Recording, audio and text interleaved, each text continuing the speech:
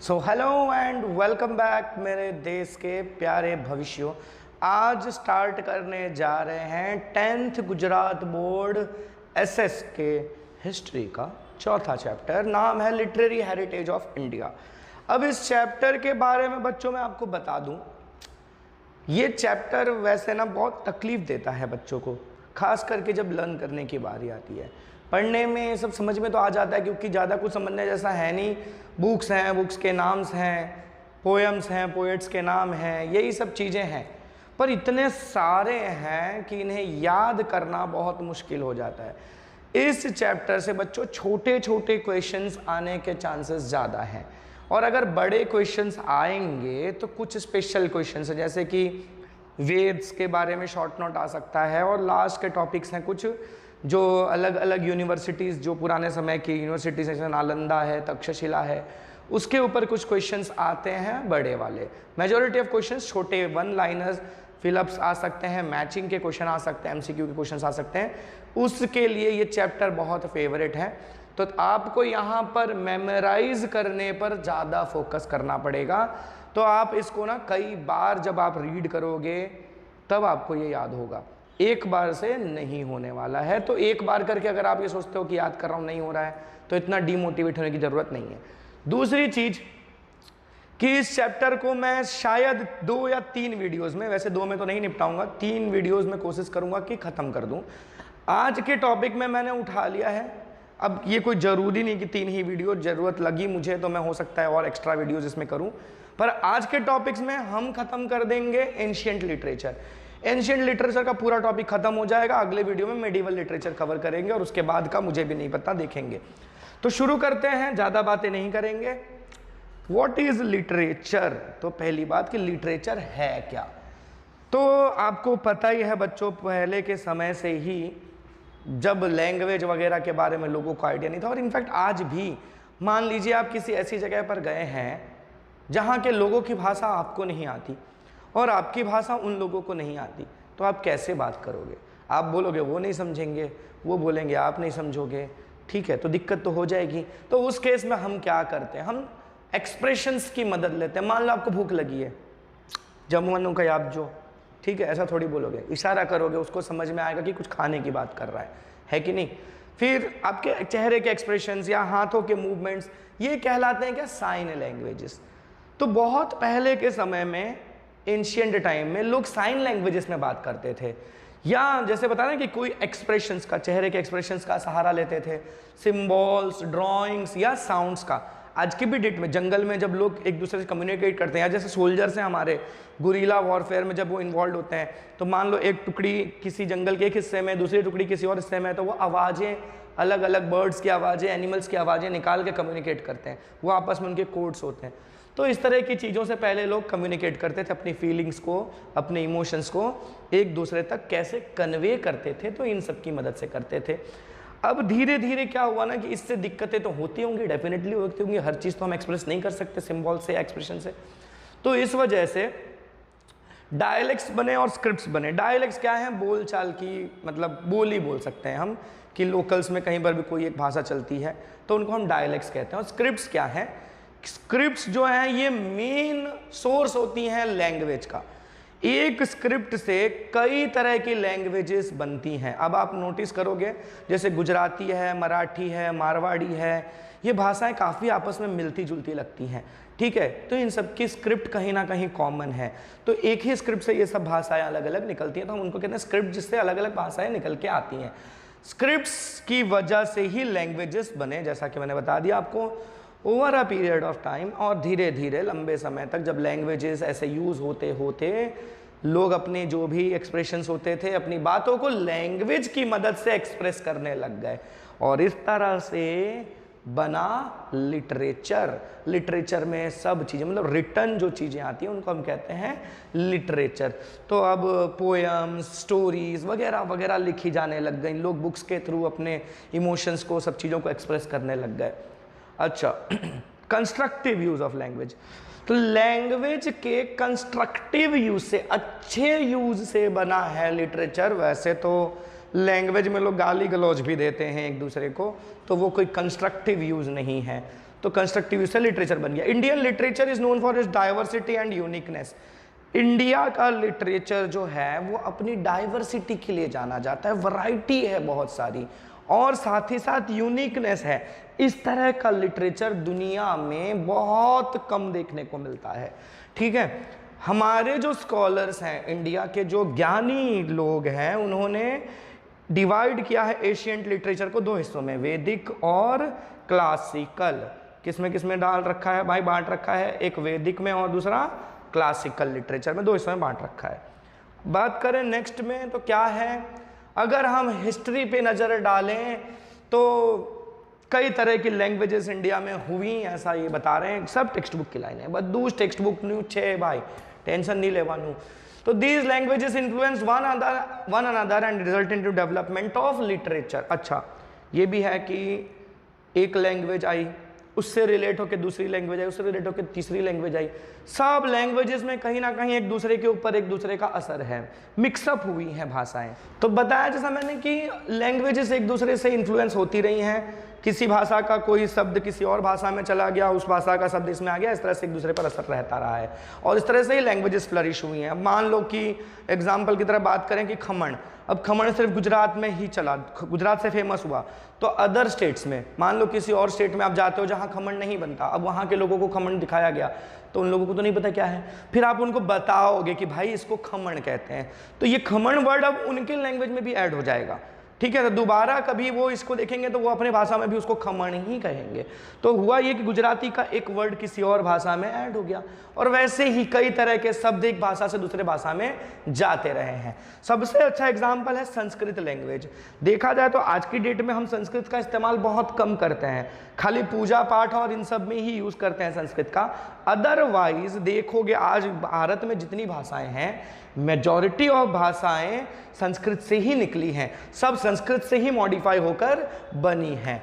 अब लैंग्वेज क्या है, हमें एक्सप्रेशन, इंसानों को अपने इमोशंस को एक्सप्रेस करने का या दूसरे के इमोशंस को समझने का एक अच्छा मौका देता है।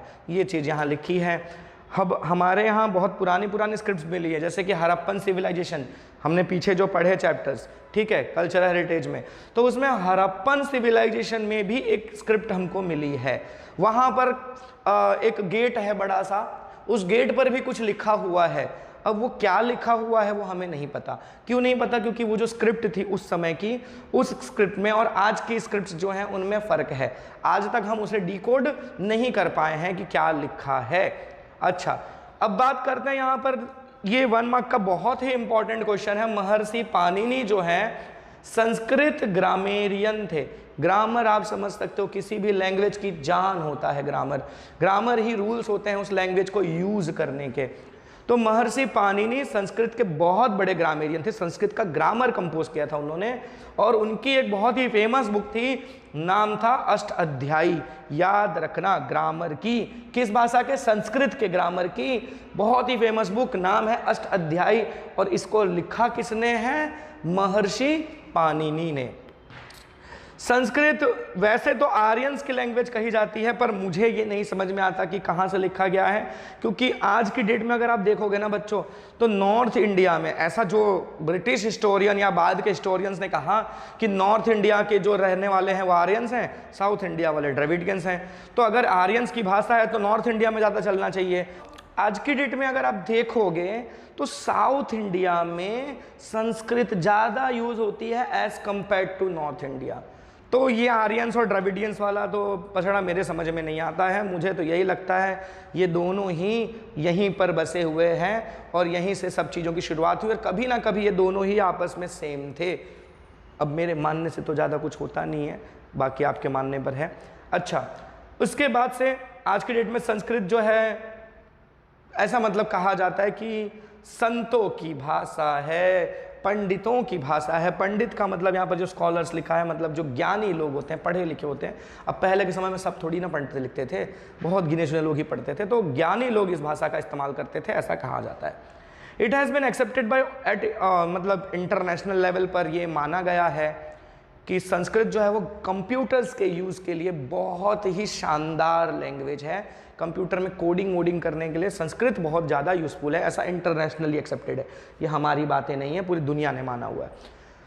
Sanskrit was the chief language of knowledge, science, religion and philosophy.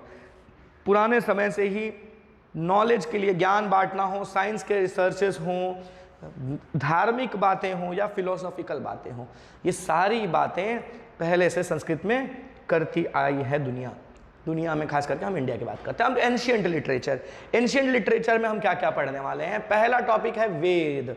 वेद का मतलब ही होता है नॉलेज। तो 4 तरह के वेद हैं बच्चों, 4 वेद, ऋग्वेद, सामवेद, यजुर्वेद, अथर्ववेद। तो अब इसमें जो सबसे पुराना वेद है यह है ऋग्वेद। बोलते हैं most ancient work of Indian literature, पूरे इंडिया के लिटरेचर का, इंडिया में जो भी लिटरेचर वर्क्स हैं इनमें सबसे पुराना है ऋग्वेद। और मेरे हिसाब से तो मुझे लगता है कि शायद दुनिया का सबसे पुराना लिटरेचर भी यही होगा। ऋग्वेद में कितने 1028 वर्सेस है, 1028 वर्सेस हैं, श्लोक टाइप के हैं, और इसे 10 हिस्सों में बांटा गया है। 10 अलग अलग डिविजन्स हैं, खाली ऋग्वेद के ही 10 डिविजन्स हैं। और इसमें से ज़्यादा वर्सेस हैं वो प्रेयर्स ऑफ गॉड हैं, देवी देवताओं के ऊपर प्रेयर्स बनाए गए हैं ये वर्सेस। अच्छा, इसके अलावा ये कब यूज़ होते हैं? यज्ञों के दौरान। आपने देखा होगा यज्ञ वगैरह, हवन अवन होता है, उसमें पूजा होती है, तो उसमें हम देवी देवताओं के लिए मंत्र गाते हैं या श्लोक गाते हैं या जो भी चीज़ें। अपने आप को तो अपने को खाली इतना पता चलता है स्वाहा करना है, बस इतना पता चलता है, लेकिन पंडित जी होते हैं जो वो पूरे चीज़ें पढ़ते हैं, मन में पढ़ते हैं, कई बार जोर से पढ़ते हैं, सब होता है।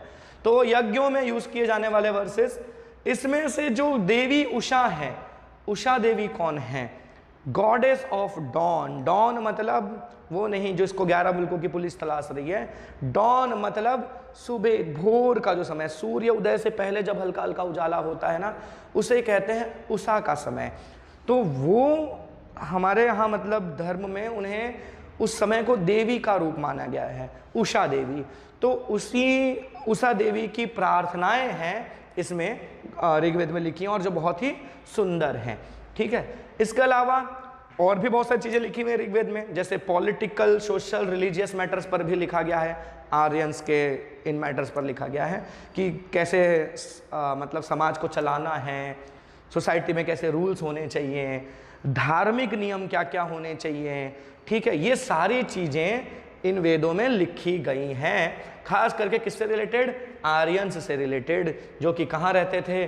सप्त सिंधु में रहते थे। अब ये चीज़ें बहुत ही डिबेटेबल हैं, बहुत डिटेल्ड चीज़ें, इनमें हम नहीं जाएंगे। बात करते हैं सामवेद की। सामवेद को गंगोत्री ऑफ म्यूजिक कहा जाता है क्योंकि इसमें फोकस किया गया है process of recitation of versus पर। श्लोक को कैसे पढ़ा जाए वो सारी चीजें सामवेद में बताया गया है। तो बेसिकली किस तरह का रेसिटेशन होना चाहिए, कौन से शब्द कैसे बोलने हैं, ये सब चीज़ों पर फोकस है। तो जाहिर सी बात है म्यूजिक से रिलेशन है इसका, और इसीलिए इसे गंगोत्री ऑफ म्यूजिक कहते हैं। गंगोत्री क्यों कहते हैं? आपको पता होगा गंगा नदी जिस ग्लेशियर से निकलती है उस ग्लेशियर का नाम भी गंगोत्री है। तो ऐसा कहते हैं कि जिस जगह से म्यूजिक निकल के आता है, म्यूजिक की शुरुआत जहाँ से होती है वो सामवेद है, इसीलिए इसको गंगोत्री की म्यूजिक कहते हैं, म्यूजिक की गंगोत्री, सॉरी। फिर आता है यजुर्वेद। यजुर्वेद यज्ञों का वेद है, इसमें सब कुछ यज्ञों से रिलेटेड है। इसमें ना प्रोज में भी है और वर्स में भी है, कहानियों के फॉर्म में भी चीज़ें लिखी गई हैं, पोएम्स के फॉर्म में भी चीज़ें लिखी गई हैं। इसमें यज्ञों के दौरान जो भी मंत्र पढ़े जाएंगे या जो भी श्लोक पढ़े जाएंगे, यज्ञों को करना कैसे है, वो सारी डिटेल इसके अंदर दी गई हैं। अब आपने सुना होगा, रामायण आपने देखी होगी, ये महाभारत, ये सब में पहले के समय में राजा एक अश्वमेध यज्ञ करते थे।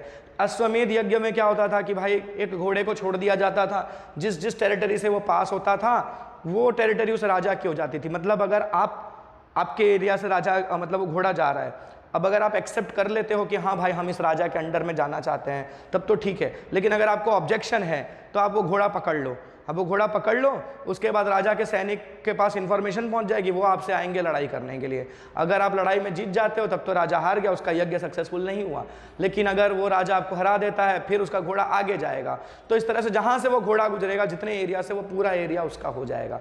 इस तरह से यज्ञ होते थे और कई तरह के और भी यज्ञ होते थे। तो अलग अलग यज्ञ कैसे करने हैं, उसका प्रोसेस क्या है, कौन से यज्ञ में कौन से मंत्र यूज होंगे, ये सारी चीजें यजुर्वेद में लिखी गई हैं। फिर आता है अथर्ववेद। अथर्ववेद में कई तरह के रिचुअल्स और संस्कार हैं, इंसान को कैसे रहना चाहिए, क्या अच्छी चीज़ें हैं क्या बुरी चीज़ें हैं, ये सब चीज़ें लिखी गई हैं। इसके बाद आते हैं उपनिषद।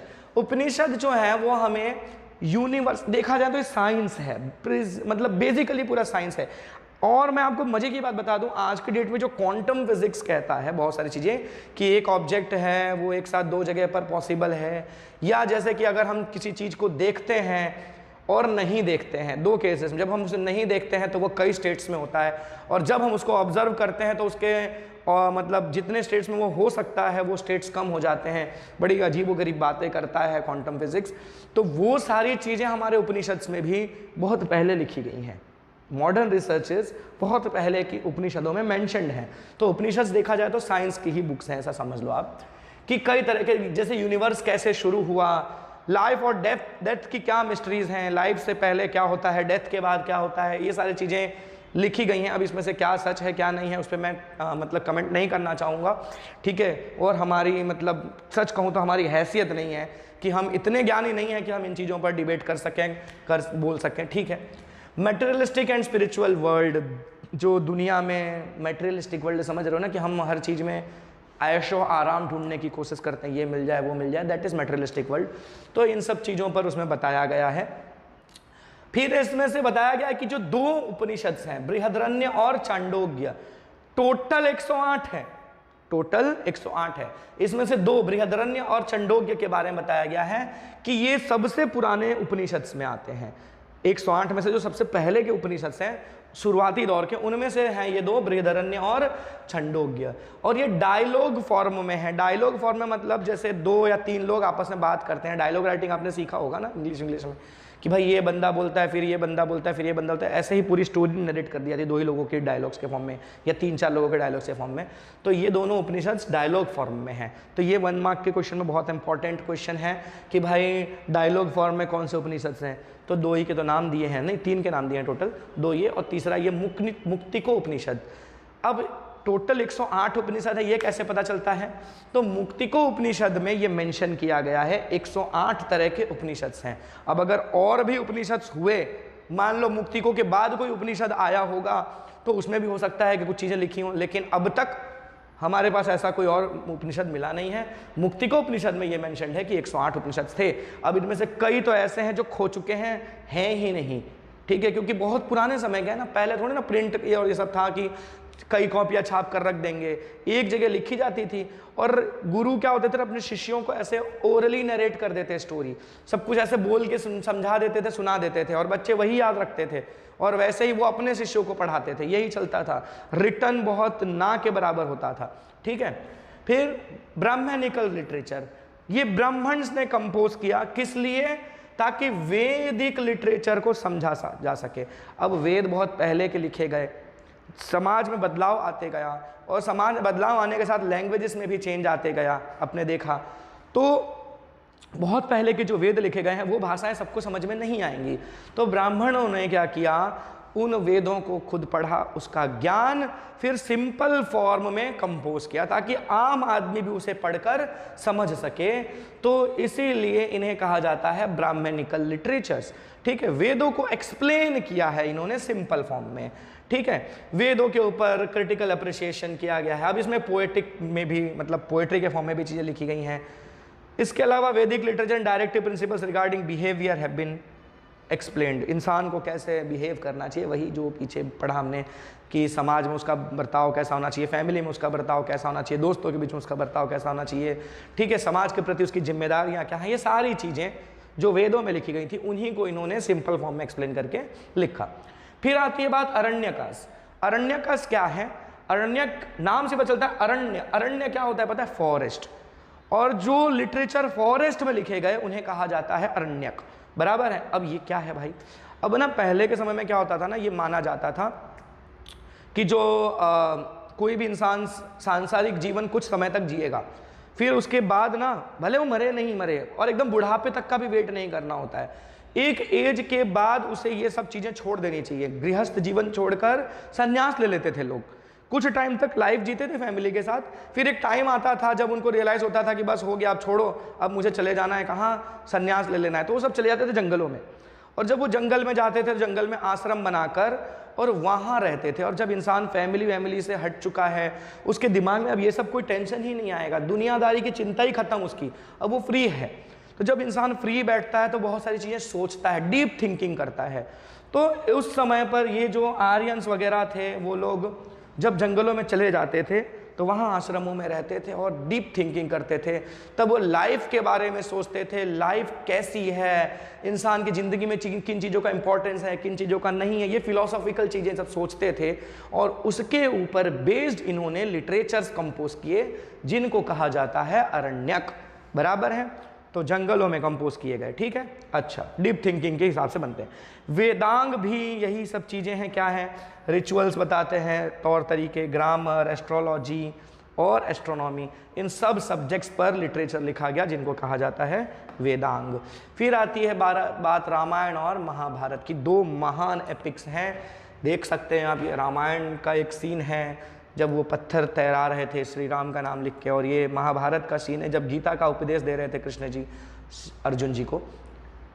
अब रामायण भी बहुत पुराना ग्रंथ है, महाभारत भी बहुत पुराना ग्रंथ है, और उसका जो ओरिजिनल फॉर्म है वो आज की डेट में अवेलेबल नहीं है। आज की डेट में आप जो रामायण और महाभारत पढ़ते हैं, देखते हैं, सुनते हैं, वो थोड़े से मॉडिफाइड हैं क्योंकि ओरिजिनल तो खो चुका है। हाँ, मेजॉरिटी ऑफ चीज़ें सेम है, बट थोड़ी थोड़ी चीज़ें बदली जा चुकी होंगी, ऐसा समय समय से होता है। तो ये हुआ यूँ कि वही बताया है कि आज की डेट में आप जो रामायण और महाभारत देखते हो या पढ़ते हो, बुक्स जो अवेलेबल हैं वो किस पर बेस्ड हैं, उनके बारे में पता चलता है कि 2nd सेंचुरी की हैं।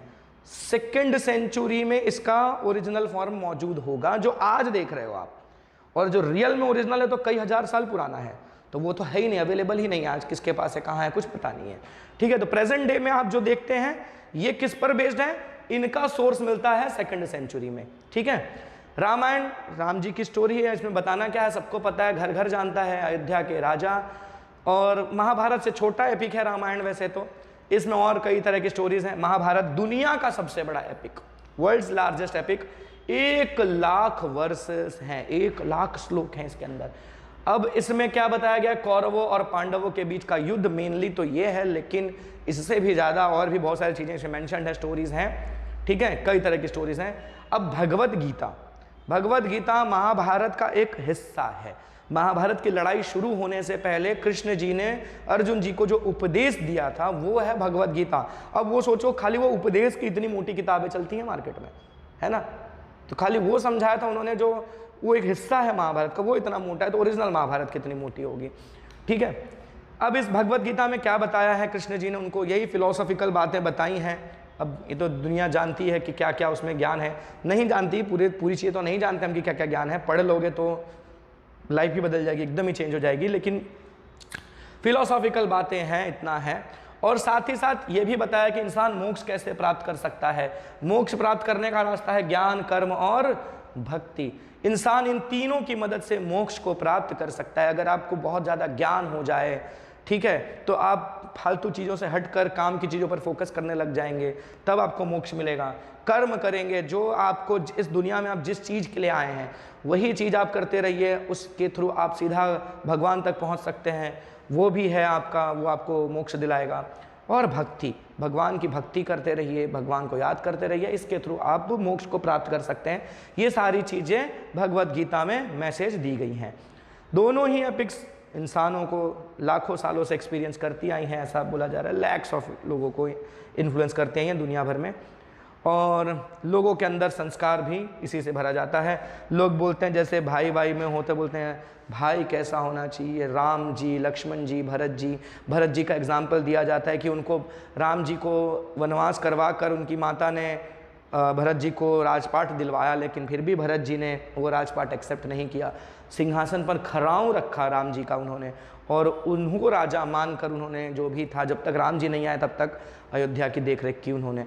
तो ये एग्जाम्पल्स दिए जाते हैं कि कैसा भाई होना चाहिए। तो इस तरह की सब चीज़ें समाज में इन्फ्लुएंस करती रही हैं लंबे समय से लोगों को।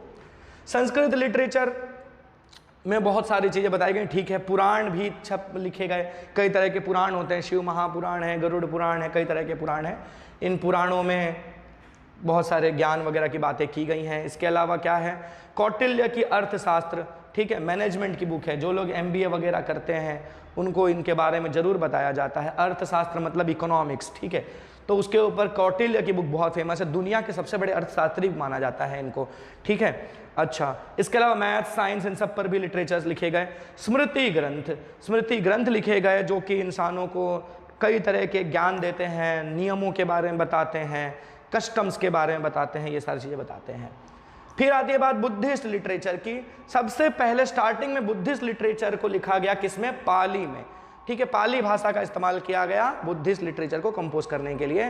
बुद्धिस्ट लिटरेचर 3 हिस्सों में बटा हुआ है, अगर शॉर्ट नोट आया तो इतना सा लिखना है, ठीक है। 3 सेक्शंस में बटा हुआ है बुद्धिस्ट लिटरेचर, और इन तीनों सेक्शंस को क्या कहते हैं? हम त्रिपिटिका कहते हैं। त्रिपिटिका 3 हिस्सों में है इसलिए।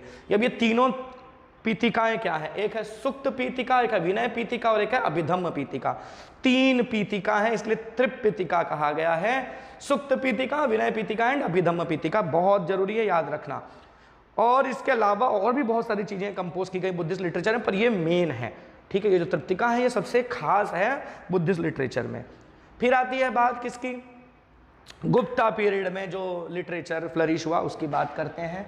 तो गुप्ता पीरियड में संस्कृत में पोएम्स और ड्रामास लिखे गए बहुत सारे। इस दौर के बहुत ही फेमस हमारे पोएट्स रहे, जैसे कि कालिदास जी, ये आप देख सकते हैं, कालिदास जी की फोटो है। भावभूति, भैरवी, भर्तृहारी, बाणभट्ट, मंग, बहुत सारे लोग थे। अब इनमें से कालिदास जी की रचनाएं क्या क्या हैं? कुमार संभव, रघुवंशम, मेघदूत, अभिज्ञान शाकुंतलम, ऋतु संहार, ये सारे फेमस ड्रामाज हैं इनके लिखे हुए, जो कई सालों से। पुराने समय में भैया टीवी वी सब नहीं होती थी, तो लोग ऐसे स्टेज शोज करते थे, स्टेज पर ड्रामा होते थे, या गाँव में कहीं एक जगह पर जमा होकर लोग इस तरह के ड्रामा करते थे। तो कालिदास जी के ड्रामा उस समय के बहुत फेमस हैं, ठीक है। अभी इसमें अभिज्ञान शाकुंतलम किसकी स्टोरी है? शकुंतला जी और दुष्यंत जी की स्टोरी है, जिनके बेटे थे राजा भरत, जिनके नाम पर इस देश का नाम भारत पड़ा, ऐसी कहानी। वो भरत एक राम जी के भाई थे, वो अलग थे, और ये भरत अलग थे, ठीक है। तो इस तरह के जो भी मतलब ड्रामाज वगैरह इन्होंने लिखे हैं। बाण जी ने लिखा है कादंबरी और हर्षचरित। हर्षचरित बायोग्राफी है राजा हर्षवर्धन की। हर्षवर्धन एक पुराने समय के बहुत ही महान राजा थे। इनकी धर्मप्रिय थे, ये बहुत न्याय करने के लिए बहुत ज़्यादा जाने जाते थे, ठीक है। तो उनके ऊपर बायोग्राफी लिखी है इन्होंने, किसने? बाण भट्ट जी ने, नाम है हर्षचरित। उन्होंने एक और स्टोरी लिखी है कादंबरी, ठीक है। हालांकि कादंबरी बाण भट्ट जी ने कंप्लीट नहीं की थी, उन्होंने प्लॉट बना दिया था। प्लॉट बनाने से मतलब तुम्हें कैसे लिखेंगे, क्या स्टोरी होगी, ये सब चीज़ें डिस्कस की थी, थोड़ी बहुत लिखी थी उन्होंने, समझो आधा जैसा उन्होंने लिखा था, बाकी आधी स्टोरी इसकी इनके बेटे जी ने लिखी थी, ठीक है। भावभूति उत्तर रामचरित। उत्तर रामचरित क्या है? रामचरित, राम जी की कहानी है, रामचरित मानस सुना होगा आपने। इसमें उत्तर रामचरित क्या है कि जब राम जी वापस आ गए, रावण को मारकर वापस अयोध्या लौट आए, इसके बाद की कहानी, यानी जो लव कुश लोगों की स्टोरी है उसमें, ठीक है। इन्होंने भी अश्वमेध यज्ञ करवाया था, लव कुश ने इनके घोड़े पकड़ लिए थे, तब इनको नहीं पता था कि ये इनके पिता हैं। ये सारी जो स्टोरीज हैं ये पूरा इसमें बताया गया है उत्तर रामचरित में। भैरवी कीर्तर्जुनियम, भैरवी जी ने लिखा था कीर्तर्जुनियम। किरत अर्जुनियम, इसमें क्या है? कीरत और अर्जुन, ठीक है। कीरत मतलब हंटर, ठीक है, शिकारी जो जंगलों में रहते हैं, उनकी स्टोरी, और अर्जुन जी की स्टोरी। अर्जुन वही महाभारत वाले अर्जुन जी। इसमें होगा क्या है, शंकर भगवान ना मतलब अर्जुन जी ने शंकर भगवान की तपस्या की थी उनको प्रसन्न करने के लिए, तो शंकर भगवान प्रसन्न थे, उन्होंने उनकी परीक्षा ली। तो एक बार क्या हुआ, कहीं पर एक शायद जंगली सुअर था, उसको मारा गया, तो तीर चलाया, तो अर्जुन जी ने चलाया, तो वो सुअर मर गया। तो वहीं शंकर भगवान भी पहुंच गए, तो बोले कि क्योंकि दोनों ने साथ में तीर चलाया, तो शंकर भगवान बोले कि इसको तो मैंने मारा, ये मेरा हुआ। अर्जुन जी ने बोला कि नहीं मैंने मारा है, मेरा हुआ। इसके ऊपर थोड़ा डिस्कशन हुआ, और वो इस तरह शंकर भगवान उनकी परीक्षा ली, और मतलब अर्जुन जी उसमें सक्सेसफुल रहे, और उसके बाद उन्होंने उनको वरदान दिया। तो वही स्टोरी इसमें डिपिक्टेड है, नाम है किरत अर्जुनियम। विशाख दत्त जी ने लिखा है मुद्रा राक्षस। मुद्रा राक्षस भी इसमें एक स्टोरी है, शायद मेरे ख्याल से चंद्रगुप्त मौर्य के समय की ये शायद स्टोरी है, ठीक है। कौटिल्य, चंद्रगुप्त मौर्य, उनके बारे में इसमें कुछ लिखा गया है, और एक मंत्री है उनके ऊपर कुछ लिखा गया है। मुद्रा राक्षस, हमारी बुक में शायद मुद्रा रक्षा लिखा हुआ है, नाम पूरा नाम है मुद्रा राक्षस।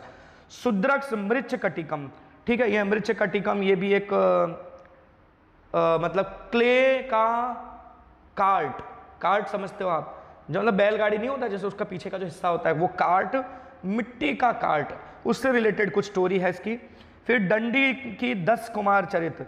10 कुमार चरित मतलब इसमें क्या है ना, 10 कुमारों की स्टोरी है। 10 मतलब कोई एक वॉर हुआ था, उसमें ना एक राजा हारे थे, तो उसके बाद उन्होंने 10 लोगों को चुना और उनको ना कुछ एजुकेशन दे के 10 अलग अलग दिशाओं में भेज दिया, हर तरफ जाने के लिए बोल दिया, जाओ और एक्सप्लोर करो। तो ये सभी लोग जाते हैं, इनके लाइफ को थोड़े दिन तक एक्सपीरियंस करते हैं, उसके बाद वापस ये लोगों को एक जगह जमा होना होता है। वहाँ जमा होकर ये लोग अपनी पूरी लाइफ के एक्सपीरियंसेस को शेयर करते हैं, जो राजा इनसे सुनते हैं। तो यही पूरी स्टोरी है 10 लोगों की, तो नाम है 10 कुमार चरित्र। इन सब चीज़ों में क्या क्या, पॉलिटिकल इवेंट्स पे, रोमांस पर, एलिगरीज, कॉमेडीज, इन सब टॉपिक्स पर ये सारी चीज़ें लिखी गई। फिर बात करते हैं गुजराती लिटरेचर की। तो गुजराती लिटरेचर में बड़े बड़े नाम हैं, गुजराती लिटरेचर में बड़े नाम हैं। नरसिंह मेहता, ये जो फोटो मैंने रखी है नरसिंह मेहता जी की ही है। मीराबाई आप सभी जानते हैं, मीराबाई के भजन बहुत ही फेमस हैं। दयाराम जी थे, वो भी बड़े फेमस थे। अक्खो जी के लिखे हुए छप्पास, आपने गुजराती में पढ़ा होगा, छप्पास बहुत फेमस है इनके। इनका नाम था अक्खा भगत, और इनको शॉर्ट में लोग अक्खो भी कहते थे। तो गुजराती में बहुत सारे ऐसे बड़े बड़े नाम हैं, इन्होंने बड़े बड़े सॉन्ग्स, गरबा, कई तरह के पोएम्स, ये सब लिखे हैं। अब इनमें से और भी बाद के समय के, ये तो पुराने समय वाले हो गए, थोड़े नए समय वाले, थोड़े मतलब समझ लो तो नर्मद, ये जो फोटो है ये नर्मद जी की है। अब नर्मद जी क्यों फेमस है? नर्मद जी फेमस हैं एक बहुत ही फेमस पोयम के लिए, जय जय गरवी गुजरात, जो गुजरात स्टेट का एंथम है, स्टेट एंथम, वो इन्होंने लिखा था। वीर नर्मद कहा जाता है इनको। इनके नाम पर गुजरात में एक बहुत बड़ी यूनिवर्सिटी भी है, वीर नर्मद साउथ गुजरात यूनिवर्सिटी, जिसका हेडक्वार्टर सूरत में है। ठीक है, तो ये नर्मद जी, ये अखो, ये नरसिंह मेहता, ये इनके पेंटिंग्स हैं। एक्चुअल तो फोटो उस समय पे होती नहीं थी कि इनकी फ़ोटो खींची जाए, ये ओरिजिनल फ़ोटो है। ठीक है, अच्छा, इसके अलावा किशोर लाल मसरूवाला, नवल राम जी, पन्ना लाल पटेल, उमा शंकर जोशी, महिपत राम, रूपरम नीलकंठ, गोवर्धन राम त्रिपाठी, ये सब फेमस लिटरेचर में कंट्रीब्यूशंस हैं इनके गुजराती लिटरेचर में। फिर बात करें लिटरेचर ऑफ द्रविडियन लैंग्वेज, तो द्रविडियन लैंग्वेज में बेसिकली 4 मेन द्रविडियन लैंग्वेजेस हैं, तमिल, तेलुगु, कन्नड़ एंड मलयालम।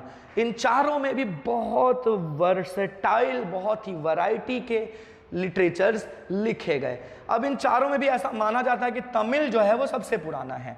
ठीक है, और ऐसा माना क्रिश्चियन एरा की शुरुआत, क्राइस्ट एरा शुरू हुआ था, उस दौर के भी लिटरेचर पाए जाते हैं, और उससे पहले की भी है। तब तमिल बहुत पुरानी लैंग्वेज है। ठीक है, कई बार तो लोग ये भी डिबेट करते हैं, तमिल के लोग, कई लोग ऐसा कहते हैं कि संस्कृत से भी पुरानी लैंग्वेज, ऐसा लोगों का कहना है। सच क्या है ये तो नहीं पता, लेकिन हाँ पुरानी है, बहुत पुरानी है। अब बात करें तो ना साउथ में, मतलब द्रविडियन लैंग्वेजेस जहाँ पर ज़्यादा चलती हैं वहाँ पर संगम्स हुए। संगम क्या होता है? इनको कहते हैं लिटरेरी गैदरिंग्स को संगम, इंग्लिश में कहते हैं लिटरेरी गैदरिंग्स। ठीक है, 3 बड़े बड़े संगम हुए।